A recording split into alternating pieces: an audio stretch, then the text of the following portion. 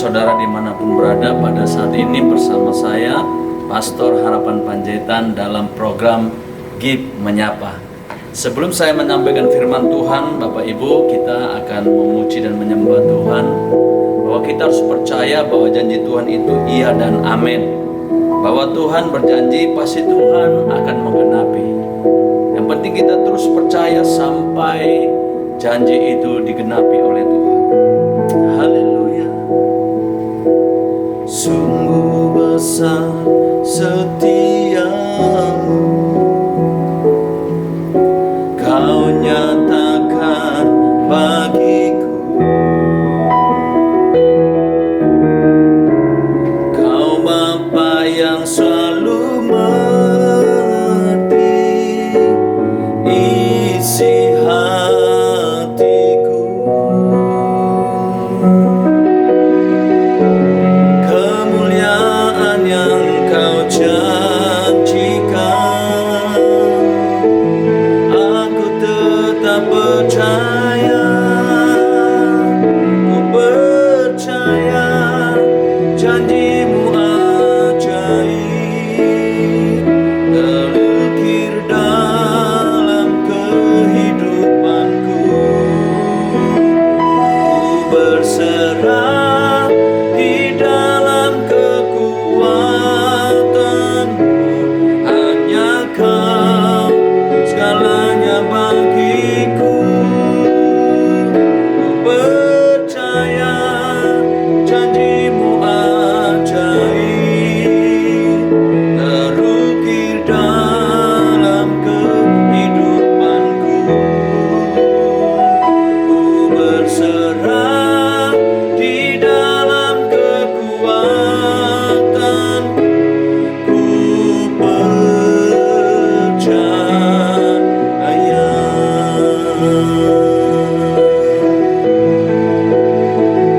Haleluya, kami percaya.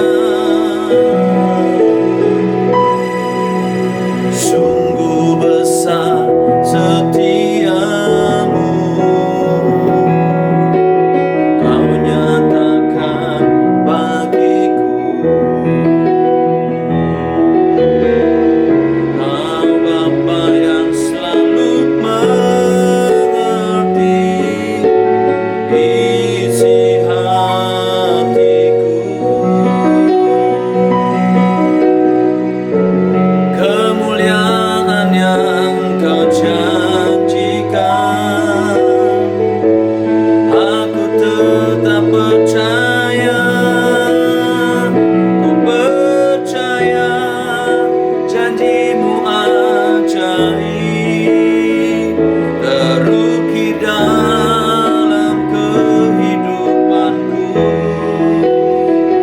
Ku berserah di dalam kekuatan, hanya Kau segalanya bagiku.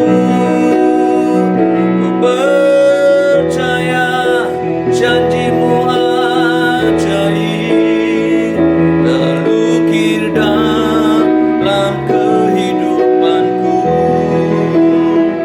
Ku berserah di dalam kekuatan, ku percaya. Ku berserah di dalam kekuatan, ku percaya.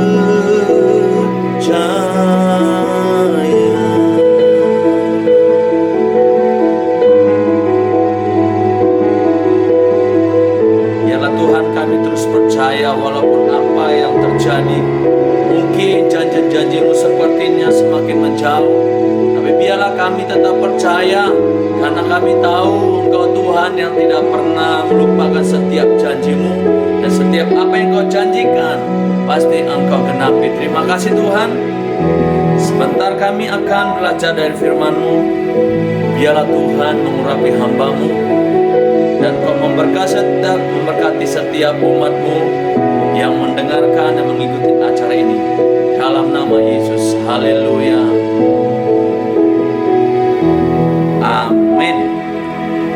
Shalom, mari kita buka Alkitab kita yang terdapat di dalam Mazmur pasal yang ke-37.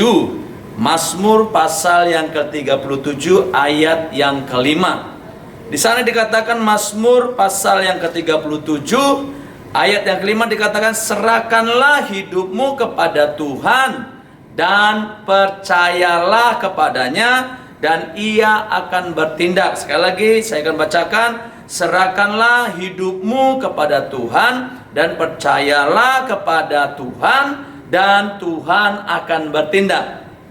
Ini ayat yang sangat luar biasa. Mungkin ini adalah ayat emas banyak orang. Tapi perhatikan saudara, apa yang membuat Raja Daud itu sampai melontarkan kata-kata serahkanlah hidupmu kepada Tuhan dan percayalah kepadanya dan ia akan bertindak? Saudaraku, yang mengatakan ini bukan orang yang ecek-ecek, bukan orang yang istilahnya nggak ada pengaruhnya, tapi yang mengatakan ini adalah seorang yang berpengaruh, yaitu namanya Raja Daud. Apa yang membuat Raja Daud sampai mengatakan bahwa hanya kepada Tuhan saja kita berserah dan percaya, hanya Tuhan saja yang sanggup melakukan apa yang tidak bisa kita lakukan?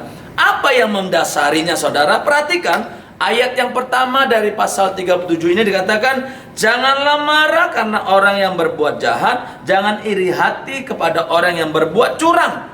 Saudaraku, sepertinya terjadi ketidakadilan, terjadi sebuah ketidakadilan terhadap orang-orang yang setia kepada Tuhan dengan orang-orang yang tidak sungguh-sungguh, saya katakan, atau di luar Tuhan Yahweh waktu itu.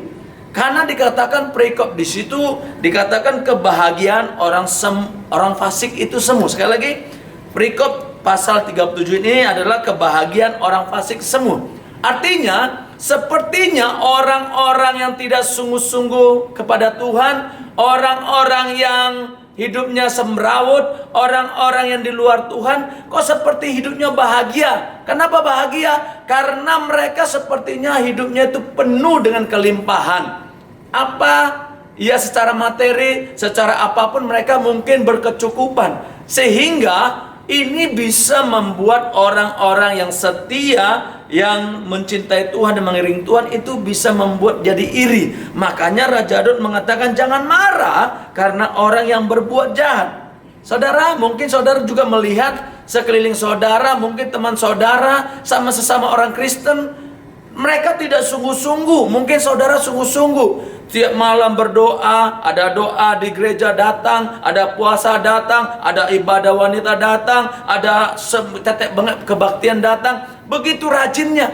Tapi perhatikan tanda kutip, kok orang yang biasa-biasa mengiring Tuhan, orang yang tidak sungguh-sungguh, kok sepertinya hidupnya itu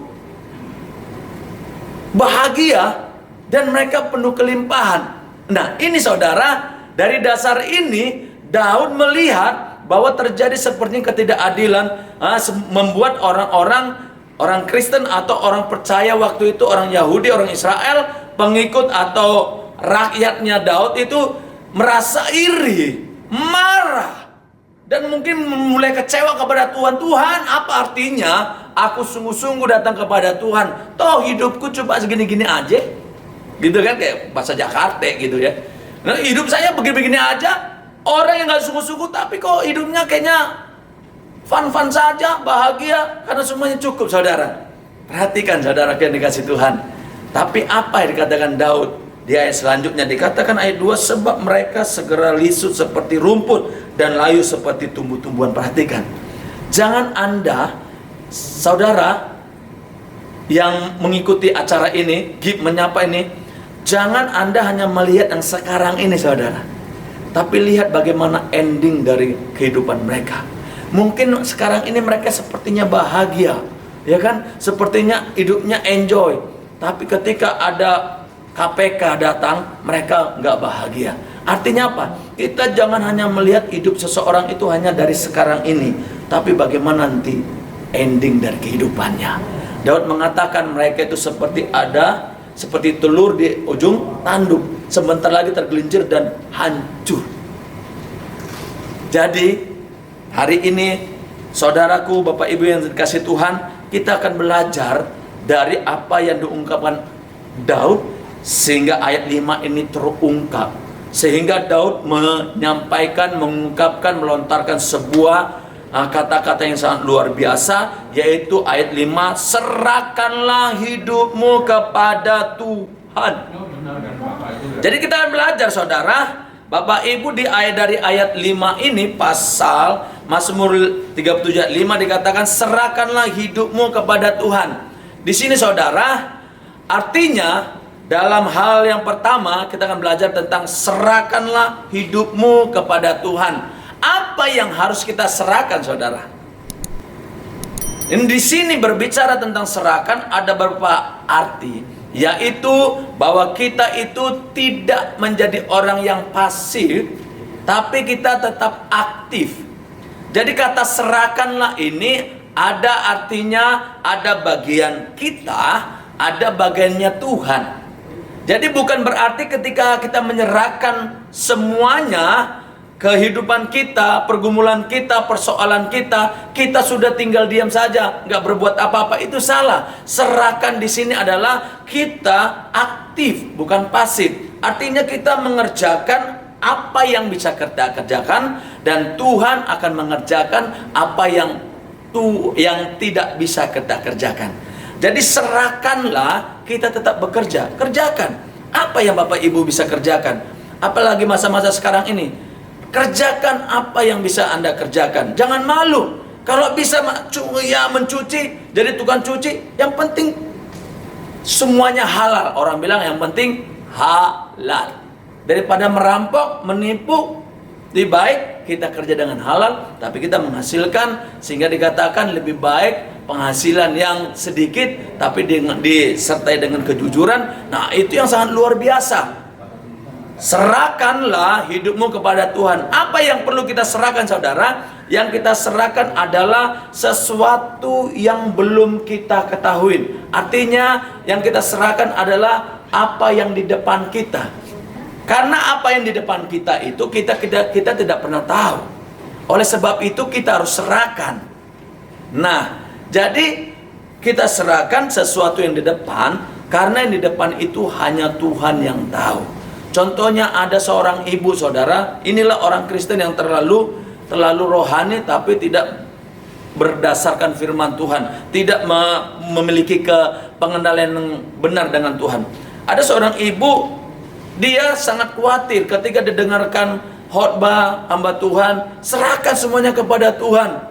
Sehingga dia diserahkan semuanya. Sehingga dia bilang apa kepada anaknya? Dia berdoa sama Tuhan, Tuhan, biarlah aku serahkan anak-anakku ini menjadi anak yang pintar, anak yang sukses. Tapi soal dia belajar, ya masa bodoh. Saudaraku, itu salah. Kalau saudara punya uang, anak Anda ingin pintar, ya dilesin dong. Betul nggak Bapak Ibu? Kalau punya uang, lesin. Jangan salah kaprah. Tuhan, anakku biarlah menjadi anak yang pintar, tapi nggak pernah dilesin, nggak pernah belajar. Bagaimana bisa sukses? Bagaimana bisa menjadi anak yang pintar? Anda punya uang, mari lesin. Nah, kalau nggak bisa lesin, Anda ngajarin. Kan banyak hal. Jadi artinya kita menyerahkan hal sesuatu yang memang kita tidak bisa. Dan Tuhan akan melakukan bagiannya dia. Dan kita kerjakan bagian kita. Anda lakukan. Serahkan artinya adalah ada bagian kita, ada bagiannya Tuhan. Yang kedua dikatakan, kalau kita sudah serahkan, di ayat selanjutnya, kata-kata selanjutnya dikatakan, serahkanlah hidupmu kepada Tuhan dan apa dikatakan? Percaya. Percaya. Jadi yang pertama kita harus menyerahkan segala sesuatu yang ada di depan, yang tidak bisa kita tanggung, yang tidak bisa kita ketahui sama Tuhan. Contohnya apa? Ketika anak Anda itu di luar negeri, Anda tidak bisa berbuat apa-apa. Yang bisa Anda lakukan cuma apa? Anda berdoa menyerahkan kepada Tuhan. Karena dia jauh di sana, itu bagiannya Tuhan. Bagian saudara, Anda berdoa. Dan bagian saudara mengirimkan uang jajannya dong. uang sekolahnya, begitulah kira-kira. Dan ketika Anda sudah serahkan, kata-kata selanjutnya percaya. Percaya di sini juga bukan asal percaya. Kenapa? Banyak sekali orang percaya Anda sembuh. Ketika saya berdoa kan Anda percaya. Tapi sebentar lagi mikir, benar nggak ya? Pendeta tadi berdoa, benar nggak saya sembuh ya? Nah, seringkali kita bilang percaya segampang mungkin. Kata-kata, arti kata di sini percaya, artinya adalah mempercayakan. Artinya, kita harus bergantung penuh kepada Tuhan dan percaya penuh kepada Tuhan. Bahwa Tuhan itu sanggup melakukan segala sesuatu. Kalau kita percaya di sini maksudnya, karena iblis pun percaya. Apakah iblis mempercayakan dirinya kepada Tuhan? Enggak kan, sekali lagi.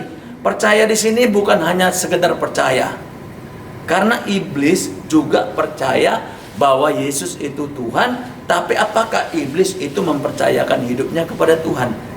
Arti percaya di sini contohnya begini. Mungkin saudara percaya bahwa Pastor Harapan ini orang baik, betul nggak? Percaya nggak saudara bahwa saya ini Pastor Harapan orang baik? Baik. Tapi apakah Bapak Ibu berani mempercayakan sesuatu yang berharga bagi Bapak Ibu kepada saya? Contohnya, Bapak Ibu mempercayakan uang saudara Bapak Ibu kepada saya 2 miliar. Waduh, tunggu dulu. Kalau soal percaya, saya percaya. Tapi untuk mempercayakan uang 2 miliar, waduh, jangan dulu. Nah, itu artinya Anda cuma percaya, tapi Anda tidak sampai kepada mempercayakan. Jadi, kita mengiring Tuhan bukan hanya percaya, tapi mempercayakan. Mempercayakan, kita berserah penuh kepada Tuhan. Mempercayakan. Kalau Anda mempercayakan, Tuhan akan melakukan. Tuhan yang akan bertindak, Tuhan yang akan berkuasa penuh kepada hidup kita. Kita tidak akan berpikir lagi bagaimana cara Tuhan untuk menyelesaikan persoalan kita. Ketika kita serahkan kepada Tuhan, kita percaya penuh, artinya mempercayakan. Artinya saudara, kita tidak pernah berpikir bagaimana cara Tuhan menyelesaikan. Saya mau katakan saudara, bagi Tuhan satu persoalan, perhatikan ini baik-baik. Satu persoalan, Tuhan punya ribuan bahkan jutaan cara untuk menyelesaikannya. Amin. Sekali lagi, satu persoalan, satu masalah, Tuhan punya ribuan, ratusan ribu, bahkan jutaan cara untuk menyelesaikan persoalan dan masalah kita. Haleluya, itu harus kita pegang saudara. Tuhan kita bukan punya cuma satu cara, tapi ribuan bahkan jutaan cara untuk menyelesaikan satu persoalan. Oleh sebab itu, mari percaya dan mempercayakan dirimu, mempercayakan semuanya kepada Tuhan, bahwa Tuhan punya banyak cara untuk menyelesaikan satu masalah kita. Amin. Ini sangat sulit saudara. Kita bukan hanya percaya, tapi kita harus mempercayakan. Makanya pujian kita berkata apa tadi? Ku percaya janjimu ajaib, terukir dalam kehidupanku. Ku berserah di dalam kekuatan, hanya Kau segalanya bagiku. Ku percaya janjimu ajaib, amin Tuhan, terukir dalam kehidupanku. Ku berserah di dalam kekuatan, ku percaya.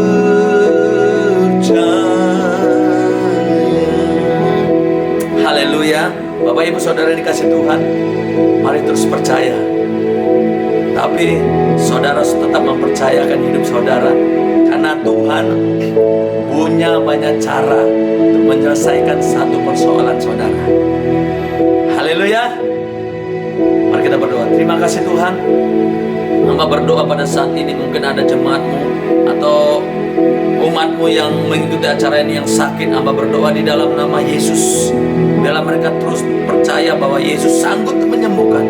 Mereka yang mungkin mengalami jalan yang buntu, Engkau punya pintu, punya jalan, banyak jalan untuk bagi mereka. Di dalam nama Yesus, biarlah Tuhan lewat acara ini, firman Tuhan ini mereka dikuatkan, mereka diteguhkan, mereka terus percaya.